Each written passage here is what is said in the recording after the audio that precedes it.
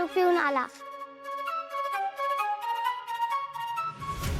आता मला समजलं तुझ्या आईशी त्याचं भांडण झालं असणार म्हणून त्याने दारू प्यायली. हे प्रकरण खूप डेंजर असतं बघ. हे खूप मोठं सिक्रेट असतं या मोठ्या माणसांचं. आपल्याला हे शोधून काढलंच पाहिजे. हो अबीर, नक्की काय झालंय हे आपण शोधून काढूया. मागच्या वेळेस मी तुला एक मिशन दिलं होतं, ते लक्षात असतं ना तुझ्या? केलंस ना तू? सॉरी अबीर, मी खरंच विसरले रे. बाबाच्या टेन्शन मध्ये माझ्या डोक्यातूनच निघून गेलं. तू हे मिशन तुझ्याकडून चालू केलंस का?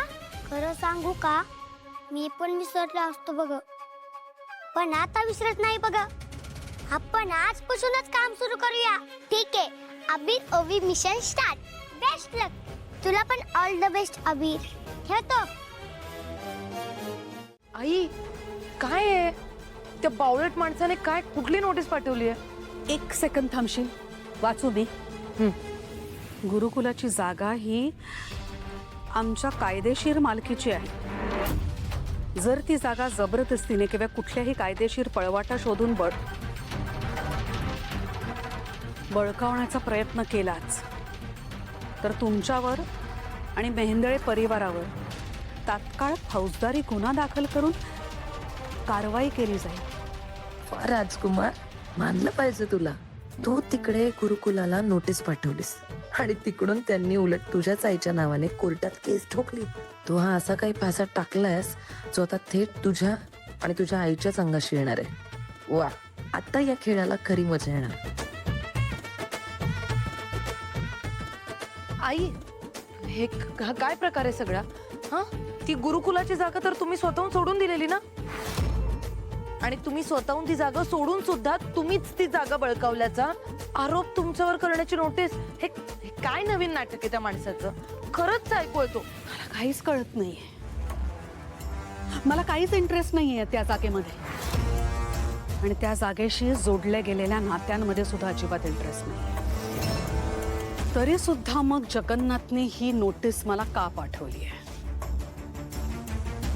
याचा अर्थ त्याला माझ्याबरोबर भांडण उकरून काढायचंय या पद्धतीने. त्याला काय वाटलं मी शांत बसले, गप्प बसले तर मी कमकुवत आहे, मी माघार घेतली? त्याला जर का असं वाटत असेल ना तर तो त्याचा गैरसमज आहे. अबीरचा फोन आला होता, त्याने मला सगळं सांगितलं की तुझ्या बाबाचं आणि माझ्या आईचं भांडण झालं. ओवी, हे बघ बा, काही भांडण वगैरे नाही झालं, वाद नाही झाले आमच्यात. ते अभिजला गैरसमज झाला. मी या कारणासाठी गेलो होतो की तुमचं गाणं झालं ना कार्यक्रम, हा, तर ते गाणं छान झालं हे सांगायला गेलो होतो. बाकी काय नाही, भांडण नाही झालं आमच्यात. पण त्याच्यासाठी घरी कशाला जायचंस? फोनवर पण बोलला असतास. हे बघ ओवी, काय ना, काही गोष्टी फोनवर नाही सांगतायत. जशा की म्हणजे आता मी तुला क्लासला पाठवत नाही ना तिकडे, मग म्हटलं त्यांना की वाईट नका वाटून घेऊ. म्हणजे तुम्ही गाणं वाईट शिकवता म्हणून मी ओवीला गाण्याच्या क्लासला पाठवत नाही असं नाहीये. वाईट आमच्या घरातली माणसं आहेत म्हणून मी पाठवत नाही. जरा आम्हाला पण समजून घे. बाबा, त्या टीचर खूप चांगल्या आहेत. मला त्याच क्लासला जायचंय, दुसऱ्या कोणत्याही नाही. प्लीज माझा गाण्याचा क्लास बंद करू नकोस ना. ओवी, तुझा क्लास बंद नाही केला ना तर माझ्या बऱ्याच गोष्टी बंद होतील.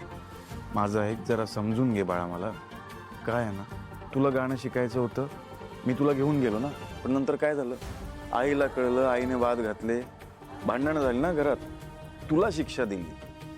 आणि मग तुला शिक्षा दिली की मला आवडत नाही, मी भांडत बसतो लोकांशी. म्हणून म्हणतोय आता प्लीज तिकडे जाऊ नकोस. आईला जर कळलं अजून वाद होतील घरात. समजून घे ना मला. हा, समजून घ्यायचं. काय कोर्टाच्या पायऱ्या चढायला आवडतं वाटतं. दिलेला शब्द पाळत जा की कधीतरी. शब्द,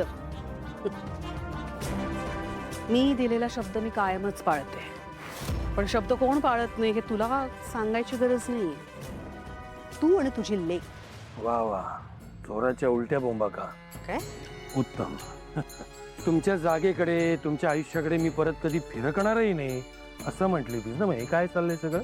काय चाललंय असं मी बोलले होते आणि तशी वागले सुद्धा. त्यानंतर आले मी गुरुकुलात. नाही तू आली नाहीस प्रत्यक्षात, पण मागच्या ताऱ्याने नोटीस मात्र पाठवलीस. हा शब्द पाळला. तू काय बोलतोयस? मी पाठवली नोटीस. तू बरा आहेस ना जगन्नाथ? काल तुझ्या नावाने कोर्टाची नोटीस आली होती मला, आणि मला माहिती आहे हे कारस्थान कोणी केलंय ते. तुझ्या लेकीनं सावली दिसायला दिसते मला साळसूत. आय मा डॅम दिस. मला माहिती आहे ती नाही माझा पिच्छा सोडणार. चांगलंच ठाऊक आहे मला. बर, वकील साहेब जरा कागद द्या. तुझी सही असलेली ही नोटीस वकील साहेब बघून सांगा जरा यांना, मॅडमना.